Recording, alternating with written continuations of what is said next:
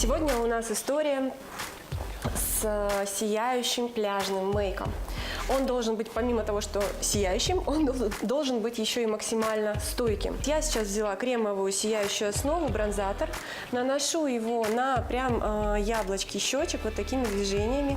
Вы можете просто увлажнить кожу, обязательно нанесите SPF. Для выхода на пляж я не рекомендую вообще тонировать кожу, а нанести легкий SPF и кремовый бронзатор, который будет держаться в течение всего дня. Спрей с термальной активной водой. Наносите, пожалуйста, минут за 15 до выхода на улицу, если вы хотите увлажнить. Ни в коем случае не обливайтесь этими спреями прямо под палящими солнечными лучами. Вы можете просто-напросто спровоцировать появление веснушек и пигментных пятен. Это важно.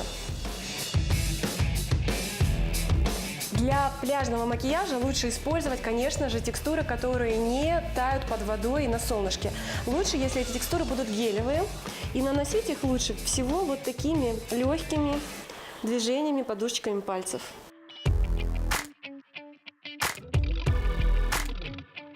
Я также не рекомендую наносить тушь, честно, даже водостойкая тушь.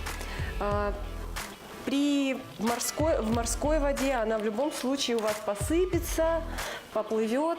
Зачем вам это нужно? А вот что я рекомендую, так это гелевый карандаш на ресничный край. Сейчас мы проработаем бровки, расчешем.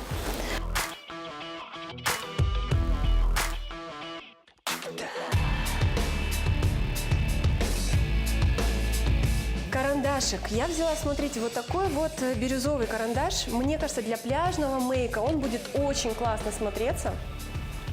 Но прокрашивать мы будем. Открой, пожалуйста, глазки. Угу. Слизистую.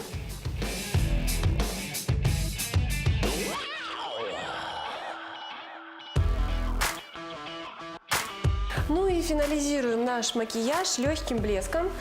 Старайтесь все средства выбирать с SPF. И, кстати, блески для губ тоже есть SPF, поэтому ищите.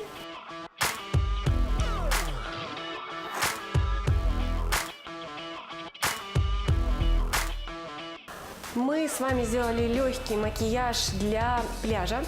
Напомню еще раз, что мы берем стойкие гелевые текстуры, кремовые текстуры в качестве бронзатора. Тональные средства не наносим, не красим реснички.